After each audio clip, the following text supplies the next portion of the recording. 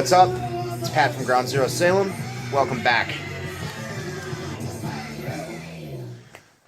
Going through the stacks of LPs.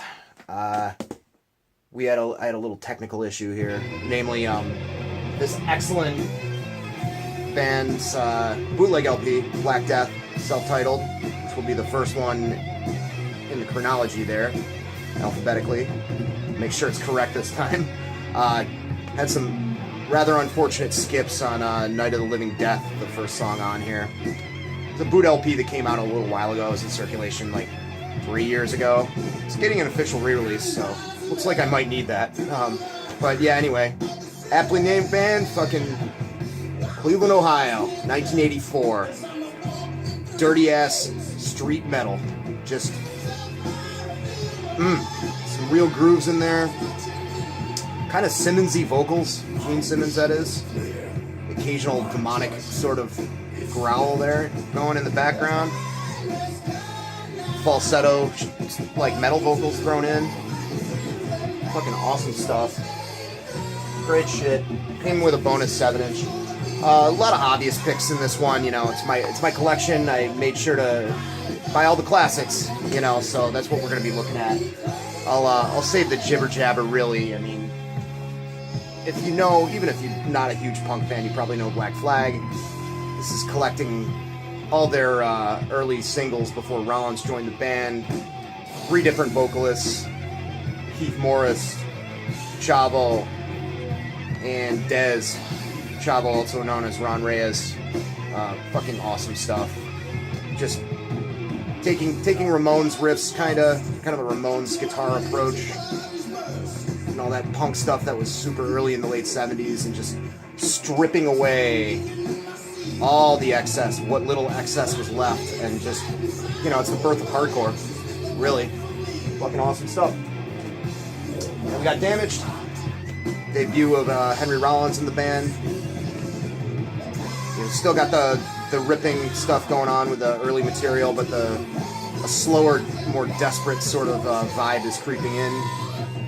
Songs like Life of Pain and whatnot. A couple tongue-in-cheek kind of moments like Six Pack, which I'm fucking sick of that song. I don't know about you, but fucking great record.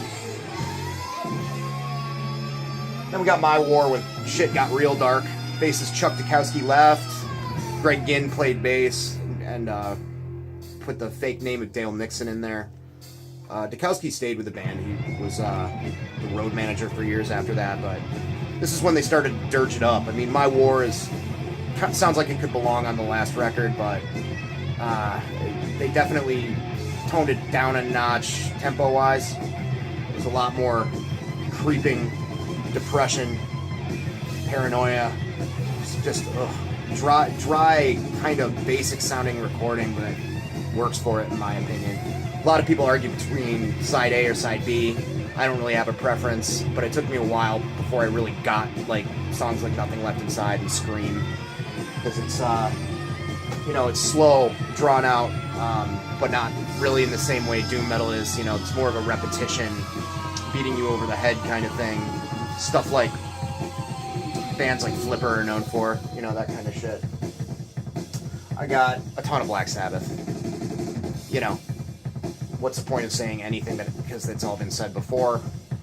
But I'll give it a shot. A couple of mentions here. Got the self-titled. This one's beat to shit. I just got a replacement copy, nice and shiny. I should take that fucking shrink off. Love that Super Safe sticker though. Great. Fucking awesome. This both pressings of this, which might be the exact same one even, I don't know. Don't Have Evil Woman, which is a song I didn't hear for years because this was like the only version I had pre-internet being super prevalent. You could look anything up, which is understandable. I mean, the song kind of stuck out like a sore thumb, but it's a jam. But yeah, you know, year 0 for dark, infernal rock and roll, man. Got Paranoid. Side A of Paranoid I'm completely sick of and probably will be for the rest of my life. Great songs, of course. I just never need to hear War Pigs again or Iron Man. But the side B, I often forget how great it is. You know, the riff on Electric Funeral, the riff on Hand of Doom. Just great shit. Fairies Wear Boots. You know, allegorical retelling, somewhat, of getting beat up by skinheads, I guess, according to, I don't know who was interviewed in that. I think it was Bill Ward. Gatefold, Warner Brothers, Master of Reality, the classic embossing there. Got this from that record store Oliver's back in the day. Don't know how much. I tried to remove the label. Obviously didn't succeed. Belonged to one K Scrippo at a certain point. I feel like this album, riff-wise, is probably the most influential on a lot of modern bands. Correct me if I'm wrong, but, you know, Children of the Grave is that gallop, you know, that chuggy gallop going on there. I mean, how many bands use that, you know what I mean? Lord of This World, you know, fucking every fucking stoner doom band ever. Great stuff, you know. I love this record. Of course. Why the fuck wouldn't I? Volume 4. For years was my favorite. I think if I had to pick an Ozzy era one, it probably still would be. My jam on this is Under the Sun. That fucking riff on the end of that. I mean, it's a long song. I think the longest song on the record, other than Wheels of Confusion. Diatribes against religion and groupthink. I don't believe in violence. I don't even believe in peace. Fucking awesome, you know? Great shit. Listened to the shit out of this as a kid. I think I had a dubbed copy of it that I wore out. We got the Live at Last LP here. A lot of people don't like this. The sound could be better. It's noisy as hell. I like that about it. I definitely like the whole jam contained in Wicked World. It's kind of a medley. Fucking awesome. And at least I know that Ozzy loves me, because he tells me that at least 7 or 8 times on this. Fucking cool. Never Say Die. It's a great record, man. You know, it was considered a stinker and a down note for them before they got Dio. And the title track always cheers me up when I throw it on at work. I've got it on a work playlist on Spotify. Just want to dance, like just dance when I hear that shit. Like flamenco. Then we got Heaven and Hell. This is a repress, pretty nice one. I like when represses just are pretty much a carbon copy of the original, more or less. And it's beginning of Dio, you know, beginning of Epic Sabbath, you know, 80s Sabbath. You know, definitely keeping up with all the new wave of British heavy metal stuff. Reinvigorated, cleaner guitar tone. Neon Nights, man. Children of the Sea. Wishing Well. You should know this. If you don't, educate yourself. Got Mob Rules. I should actually put a clip in when I edit this. I think I will. For years, and I discussed this with my my guest John months back, like, just for one reason or another, the sort of environment that we were in the 90s, it really wasn't cool past, like, I want to say like 1993 or 1994 to just the collective consciousness was not into fucking heavy metal, like traditional heavy metal, at least around where we lived. I loved this stuff as a kid, and then all of a sudden, for one reason or another, I started hating Accept. I started hating Dio because it was cheesy, you know. Not that a lot of the music from that era hasn't held up, you know, and wasn't cheesy at the time. We just didn't realize it. But for one reason or another, Dio era Sabbath clicked for me for how fucking great it was when I was watching the movie Heavy Metal. And it's a series of like vignettes and stuff, short stories, sci-fi stories, cartoon. It used to be on TBS and all those channels like in the middle of the night. If you haven't seen it, it's great. Watch it. But there was a scene with like this neon green goop going over the countryside and covering a bunch of village people, and this sort of like tribal, futuristic, post-apocalyptic kind of environment. And this claw, like robotic claw, comes out of the green goop, and the guy screams, "Death to all who oppose us." Death! Death! Death to all who oppose us! And then fucking Mob Rules starts jamming. And I was like, oh, that's why that rules. So that's my explanation. To the council chamber!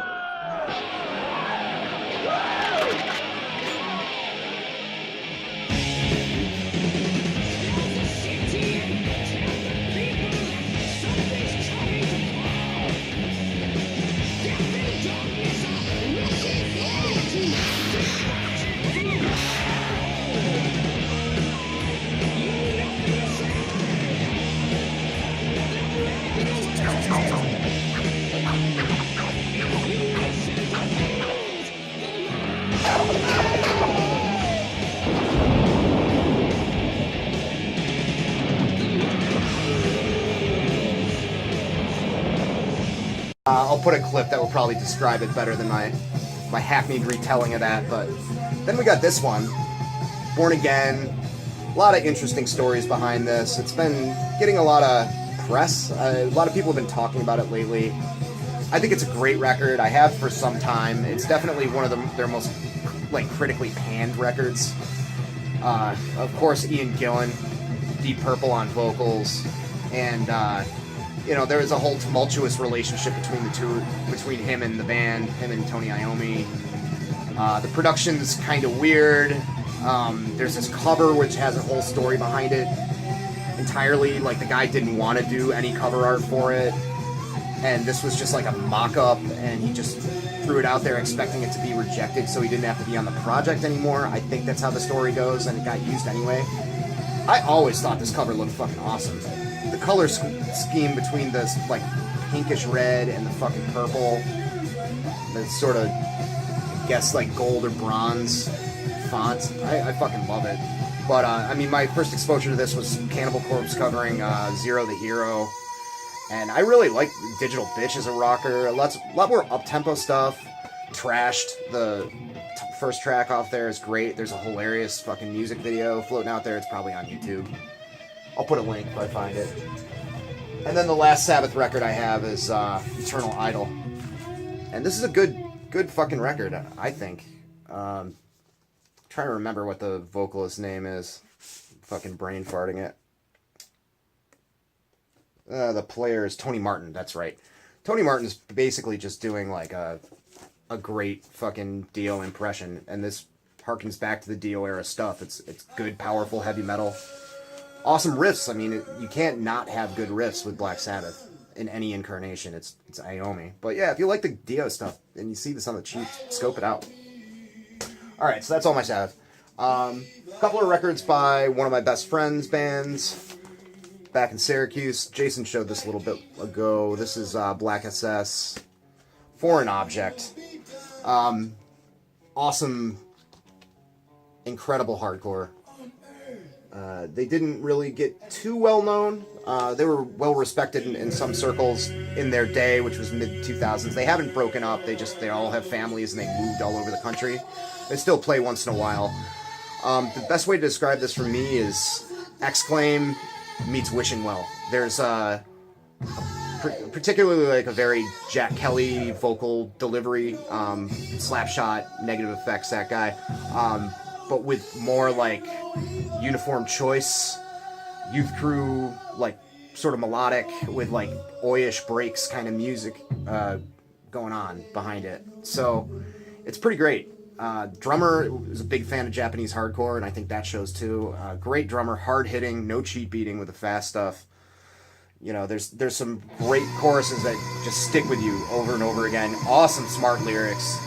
This vinyl version has a cover of Suburbia by Adrenaline OD and My Own Mind by Uniform Choice. Then I have a test press of it. This was drawn by the guitarist Mike Tommyrot. He's a buddy of mine for many years. He's done a bunch of my tattoos. This was a straight edge band, by the way. As you can see here, I'll hold this up for a little bit. There's an X'd fist, and it's punching a face that is made up of bad stuff. There's cigarettes in there. It's got a hairpiece made of pot. You know, there's butts there. There's the jaws, an arm shooting up. It's fucking really something, man. But yeah, cool little thing to have. Given to me by them. Then we got this fucking awesome early 80s Philly band, Black Task.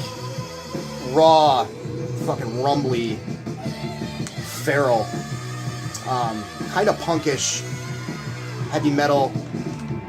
I guess speed metal.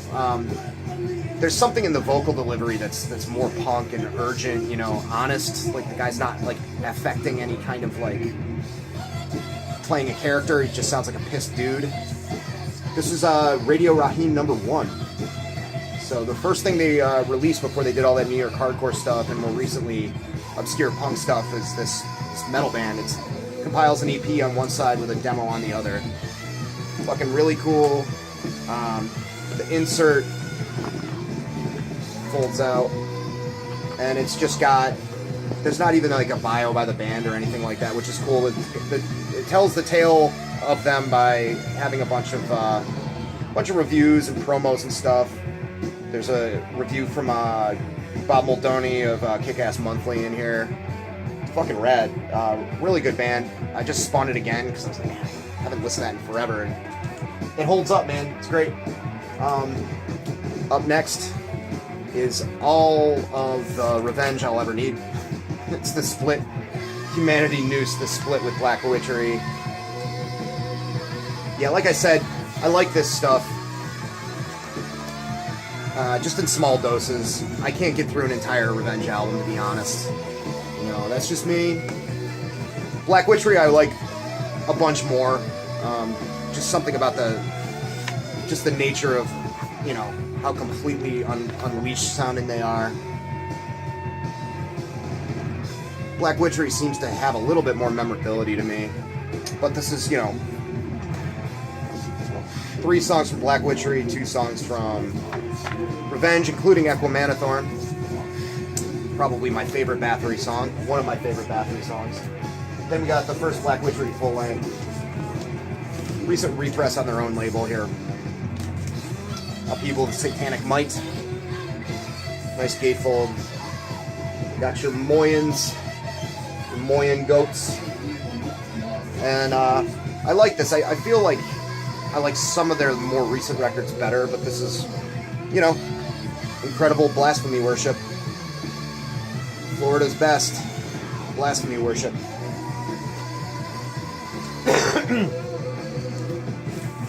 Another straight edge band here. Actually used to play a lot with Black SS, a band called Blank Stare. This came with a limited cover live shot. This is what the original pressing looked like. Great straight edge hardcore, also very, very fast. Borrowing quite a bit from that late 80s Youth of Today kind of stuff, but way faster. Almost like a hyper fast, sped up like Discharge kind of thing, mixed with the clean cut Revelation Records kind of influence. Boston band, played out a lot back in the day. This came out on Third Party Records. Cool band. They were great live. Their singer was a total madman, jumping all over the place. He's a CrossFit guy now. Then we got the Originators. This was the repress that came out recently, but not the very, very recent one, a couple of years ago. Fallen Angel of Doom on Nuclear War Now.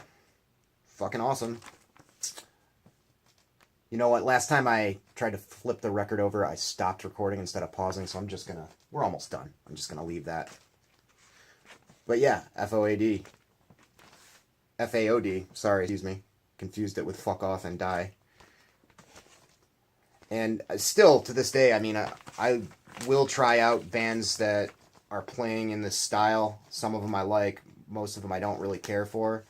But nobody has those riffs that, in the midst of that maelstrom of snarling and fucking blasting, they break into the almost kind of thrashy, there's just something so memorable about the way they put their music together.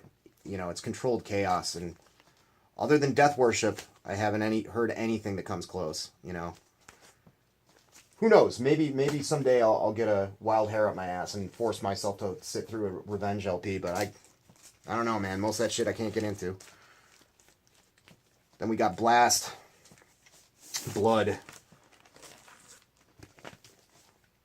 Fucking killer California hardcore band that experimented with a lot of heavy riffs.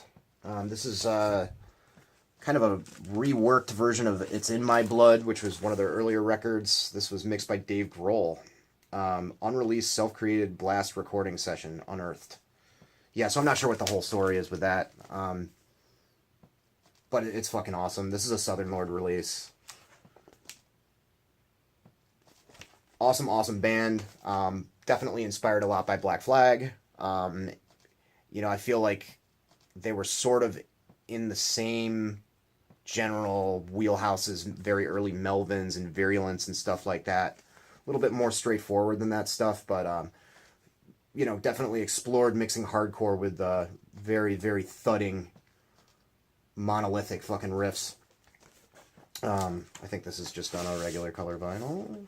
Yeah, but there's your center labels. Fucking cool. Great stuff. And then lastly, we have this EP by Blessed Offal from Boston. It's a single-sided EP. This is great death metal. Oozing dark fucking death metal. Guttural demonic vocals. Incredible riffing. And a cover. They do Rainbow Demon by Uriah Heep, and they fucking kill it. Really, really do that song fucking justice. Labyrinthine, scary, scary shit. Cavernous. So, yeah. That's it for now. I just wanted to kind of rip through that. You know, I like talking about my records. It's a challenge because it's, you know, a lot of the stuff I haven't listened to in a while. And what do you say about Black Sabbath? You know, I want to say something, but, you know, I'm no fucking music critic, obviously. So that's it for now. I hope you enjoyed this. I am going to get out of this slightly fucking humid basement. Thankfully, my vinyl's okay. It survived several summers down here, so I don't think it's going to affect it. But anyway, talk to you guys later. Peace.